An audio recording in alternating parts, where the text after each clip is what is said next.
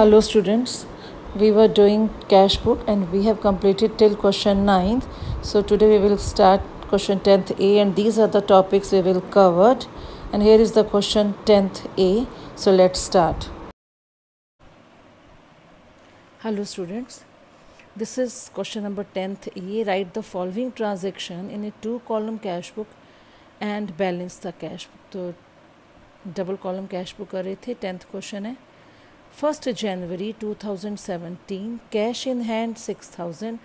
Bank balance credit given है. Bank balance credit या bank overdraft बात एक ही है. तो ये बैंक ओवरड्राफ्ट का बैलेंस दिया हुआ मीन्स इस बैंक बैलेंस को कैश बुक की क्रेडिट साइड लिखेंगे 3000. ये देखो ये फॉर्मेट बना दिया है. तो 1st January 2 balance brought down 6000 cash का बैलेंस पड़ा है. लास्ट मंथ का जो अगले महीने कैरी फॉरवर्ड हुआ है. बैंक का क्रेडिट बैलेंस है मींस बैंक ओवरड्राफ्ट, इसको कैश बुक की क्रेडिट साइड लिखेंगे. By balance brought down 3000 credit side. 3rd deposited into bank, bank में जमा कराए. चेक का नाम नहीं है, इट मीन्स कैश जमा करवाया कितना 2000. तो बैंक में जब हम कैश जमा करते हैं इट मीन्स वो कॉन्ट्रा एंट्री होती है. ये बहुत बार हम कर चुके हैं अपने वीडियोस में, आपको बहुत बार समझा चुकी हूँ. ये देख लो, deposit cash into bank, journal बना लो पहले, बहुत सिंपल है. Bank account debit to cash account, ये जर्नल बना ली. इसकी अब पोस्टिंग कर देंगे हम सीधा कैश बुक में.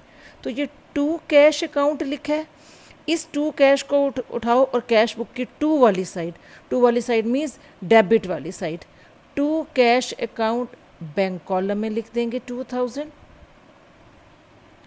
और ये बैंक है, ये बाय में चला जाएगा. बाय बैंक अकाउंट कैश में 2000 कैश कॉलम में. और सी फॉर कॉन्ट्रा ये दोनों जगह लिखना है. डेट दोनों की सेम रहेगी 3rd of January. Next low, received from Mohan, Mohan से मिले हैं 400 रुपये. Discount allowed 10. मोहन से रिसीव कितने हुए 400. जितने रिसीव हुए हैं उतने से एंट्री करेंगे. डिस्काउंट 10 रुपीज़ है, इसकी एंट्री नहीं होगी. जितना एक्चुअल में हम कैश आ रहा है उतने से एंट्री करो. तो कैश आ रहा है receipt side to Mohan, cash में 400. नेक्स्ट देखो, received a cheque from Hari, 7 तारीख को हरी से चेक मिला तो रिसीव्ड साइड की एंट्री है. And sent it to the bank, bank में सेम डे 7 तारीख को चेक मिल रहा है हरी से और 7 तारीख को ही हम बैंक में भेज रहे हैं. इट मीन्स 7 तारीख को ही बैंक का बैलेंस इंक्रीज हो जाएगा. तो करो एंट्री. 600 रुपये बैंक में सेम डे चले गए हैं. 7 तारीख की टू हरी, बैंक में 600, क्योंकि जिस दिन चेक आया सेम डे बैंक में डिपॉजिट हो गया. सेम डे डिपॉजिट हो गया इट मीन्स 7 तारीख को बैंक का बैलेंस इंक्रीज हो गया. नेक्स्ट लो, 9 तारीख की, रिसीव्ड ए चेक फ्रॉम प्रेम मोहन, प्रेम मोहन से 1600 का चेक मिला है. डिस्काउंट अलाउड 25, उसने हमें डिस्काउंट दिया है. हमें चेक मिला है 1600 का, डिस्काउंट उसने हमें दिया है 25 रुपये. इसका मतलब क्या है कि प्रेम मोहन ने हमारे 1625 रुपये देने थे. हमें मिल कितने रहे हैं, रिसीव कितने हो रहे हैं 1600. 25 रुपये का डिस्काउंट हम उसे दे रहे हैं. देने 1650 रुपये थे, उसको हमने कहा 25 रुपये का डिस्काउंट ले ले और बाकी हमें 1600 रुपये दे दे. तो ये डिस्काउंट हमने दिया है उसको, लेकिन डिस्काउंट का कॉलम नहीं है इसलिए एंट्री नहीं करेंगे. अब देखो चेक आया 9 तारीख को. क्या 9 तारीख को हमने चेक जमा करवाया, लिखा है कोई and deposited the cheque into the bank same day, ये नहीं लिखा. इट मीन्स 9 तारीख को चेक आया ही है, बैंक में डिपॉजिट नहीं हुआ, बैंक का बैलेंस इंक्रीज नहीं होगा, इसलिए कैश बुक में एंट्री नहीं करेंगे. चेक ओनली रिसीव्ड, बैंक में जमा नहीं करवाया, चेक आया है. चेक आने से बैंक का बैलेंस इंक्रीज नहीं होगा जब तक कि हम उसे बैंक में ना भेजें. तो इस एंट्री में चेक रिसीव हुआ है बच्चों, इसकी कोई एंट्री कैश बुक में नहीं आएगी. 12 तारीख की, 12 तारीख लो, withdrew from bank for office use, bank से पैसे निकलवाए हैं कितने 300 रुपये. तो बैंक से पैसे निकलवाने की एंट्री क्या होती है, अगेन कॉन्ट्रा एंट्री, विदड्रॉ की एंट्री है. देखो कैश अकाउंट आया क्या, कैश गया क्या, bank. Cash account debit to bank account. हमेशा जब भी कॉन्ट्रा एंट्री आए बैंक में जमा करवाया कैश, बैंक से निकलवाया, तो रफ में एक बार जर्नल लिख के उसके बाद पोस्टिंग करनी ईजी हो जाती है। तो बैंक से निकलवा रहे हैं cash account debit to bank account, ये टू बैंक है, टू बैंक को उठाओ, टू वाली साइड लिखो, टू बैंक अकाउंट कैश में आ जाएगा 300, और ये वाला जो कैश है ये बाय में चला जाएगा, बाय कैश अकाउंट बैंक में 300। नेक्स्ट लो 13 तारीख की entry, bought goods for cash, goods purchase करें, कैश गया कितना 600 रुपये, बाय परचेजेस 600 कैश, चेक का नाम नहीं है इसलिए कैश पेमेंट दी है। सोल्ड गुड्स फॉर कैश 1200 रुपये, हमने सामान बेचा और कैश आया, रिसीप्ट साइड की एंट्री है। टू सेल्स 1200 कैश, ये पैसा आया है receipt side. Paid to Ganesh by cheque, Ganesh को दे रहे हैं 494 एंड डिस्काउंट रिसीव्ड 6। इसका मतलब क्या है, हमने गणेश को 500 रुपये पे करने थे, हम पे कितना कर रहे हैं, एक्चुअली जो चेक हमने बना के दिए इशू करा है पेमेंट, चेक जो बनाया है वो 494 रुपये का चेक दे रहे हैं। इट मीन्स फ़ायदा हो गया हमें, डिस्काउंट रिसीव्ड 6 रुपये, 500 रुपये के बदले में 494 रुपीज़ दे रहे हैं, 6 रुपये की हमारी इनकम है। लेकिन डिस्काउंट का कॉलम नहीं है इसलिए डिस्काउंट की एंट्री नहीं होगी कैश बुक में। डिस्काउंट रिसीव की एंट्री जर्नल प्रॉपर में चली जाती है, जर्नल एंट्री बना देंगे इसकी, कैश बुक में एंट्री नहीं होगी। तो ये पेमेंट कर रहे हैं, जितनी पेमेंट कर रहे हैं उतने से एंट्री करो। बाय गणेश बैंक में 494 रुपीज़। नेक्स्ट लो, Prem Mohan's cheque deposited into bank, यहाँ देखो ये 9 तारीख की एंट्री हमने छोड़ दी थी, करी नहीं थी 9 तारीख की एंट्री।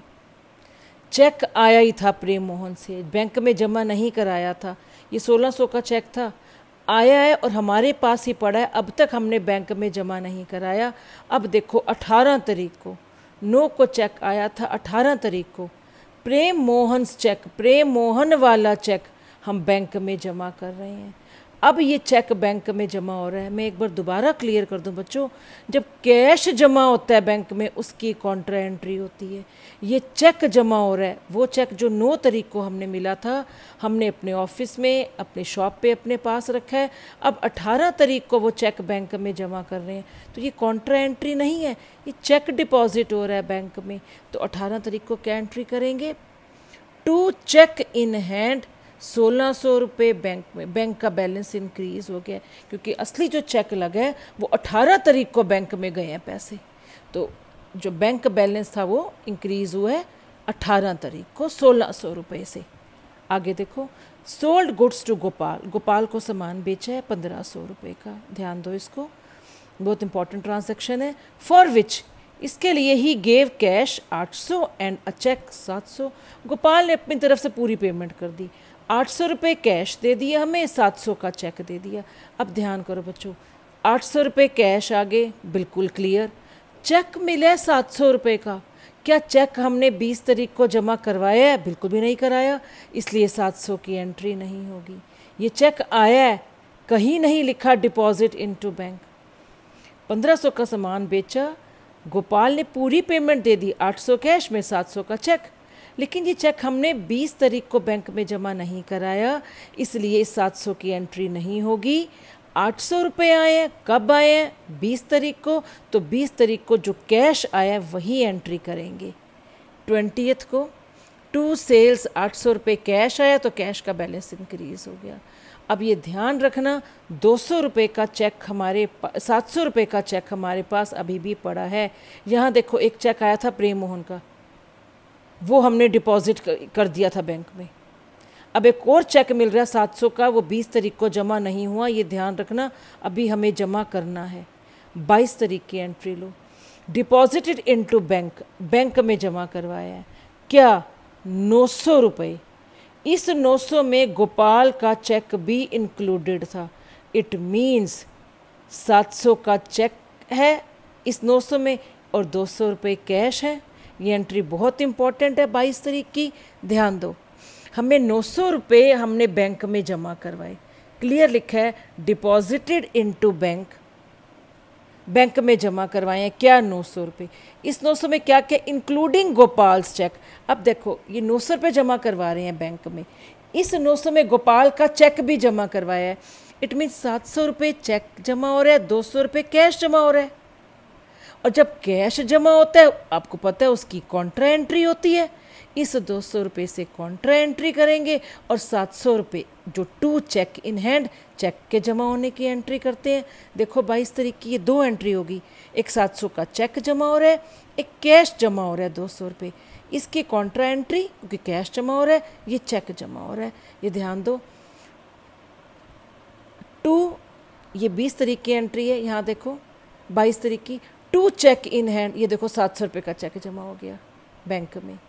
और 22 तारीख को 200 रुपये कैश जमा हुआ है, उसकी कॉन्ट्रा एंट्री होगी कैश डिपॉजिट करने की, ये पड़ी है डिपॉजिट करने की, bank account debit to cash account, 2 cash 2 में चलो, 2 कैश अकाउंट बैंक में 200, बाय बैंक अकाउंट कैश में 200। इसमें हमने बच्चे बैंक में 900 रुपये जमा कराए हैं, जिसमें 700 का चेक था, इट मीन 200 रुपये कैश जमा कर रहे हैं। ये एंट्री करेंगे 2 चेक इन हैंड क्योंकि चेक जमा हुआ है, कैश जमा हुआ है तो इसकी कॉन्ट्रा एंट्री बनेगी। नेक्स्ट लो, पेड रेंट बाय चेक, 150 रुपये रेंट जमा पे कर रहे हैं, बाय रेंट चेक से दे रहे हैं इसलिए 150 रुपये बैंक कॉलम में। Withdrew from bank for personal use, personal use है, प्राइवेट यूज़ है, डोमेस्टिक यूज़ है, तो पर्सनल यूज़ के लिए क्या वर्ड यूज़ करेंगे, ड्राइंग। तो बैंक से निकाल के जा रहा है प्रोप्राइटर 200 रुपये, 25 तारीख की एंट्री, बाय ड्राइंग्स बैंक से निकल रहे हैं इसलिए बैंक कॉलम में आ जाएगा 200 रुपीज़। 28 तारीख की entry, bank notifies that, bank ने हमें इन्फॉर्म करा that Prem Mohan cheque was dishonoured, जो प्रेम मोहन ने चेक दिया था, कितने का चेक था, ये देखो ये पड़ा है, रिसीव्ड ए चेक फ्रॉम प्रेम मोहन 1600 रुपये, और हमने डिपॉजिट भी कराया था, ये देखो प्रेम मोहन 9 को चेक मिला था, 18 को डिपॉजिट कराया, और बैंक हमें 28 तारीख को इन्फॉर्म कर रहा है क्या, प्रेम मोहन चेक वॉज डिसऑनर्ड। तो जब हमने चेक जमा कराया था बैंक में, क्या एंट्री करी थी, 2 चेक इन हैंड 1600।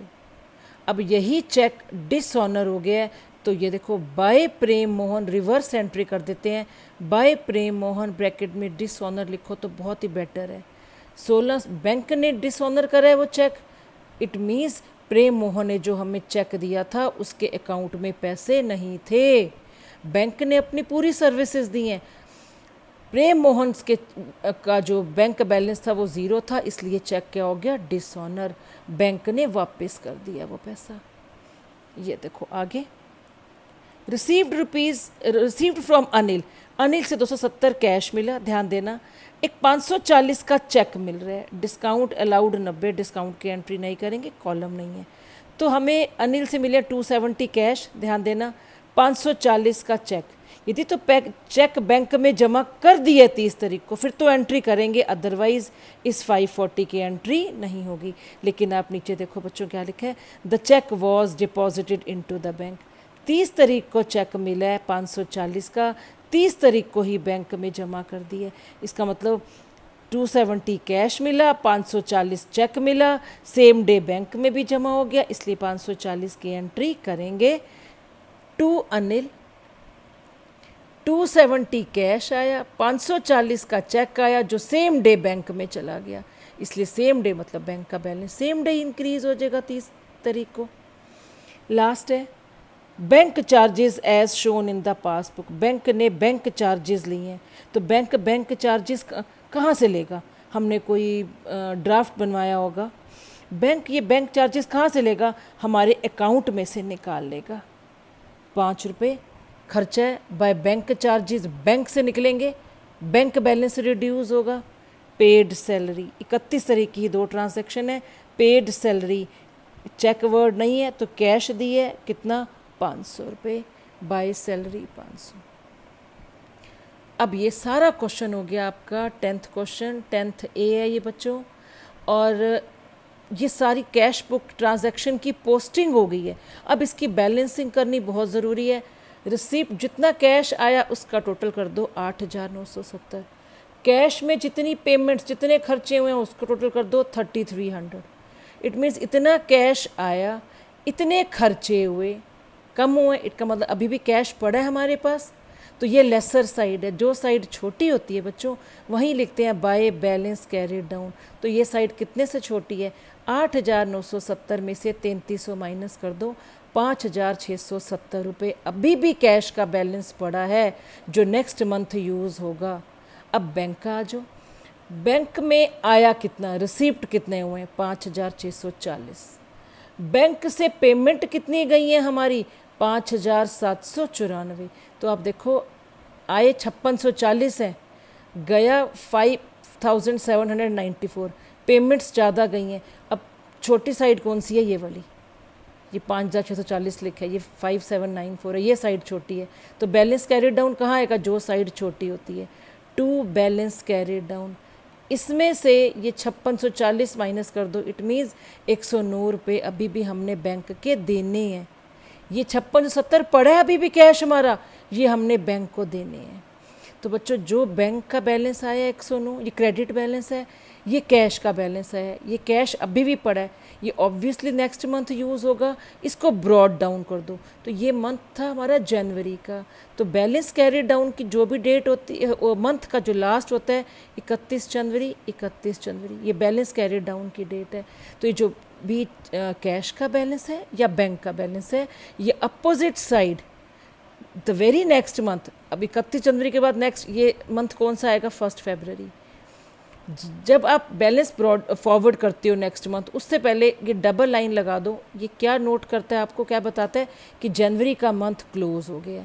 इस कैश के बैलेंस को हम नेक्स्ट मंथ 1 फरवरी to balance brought down, BD लिखना है यहाँ पर 5,670। ये बैंक का बैलेंस था, ये इस तरफ आ जाएगा। कौन सी डेट है? 1 फरवरी बाय बैलेंस कैरी डाउन। ये बैंक का है इसलिए बैंक कॉलम में 109।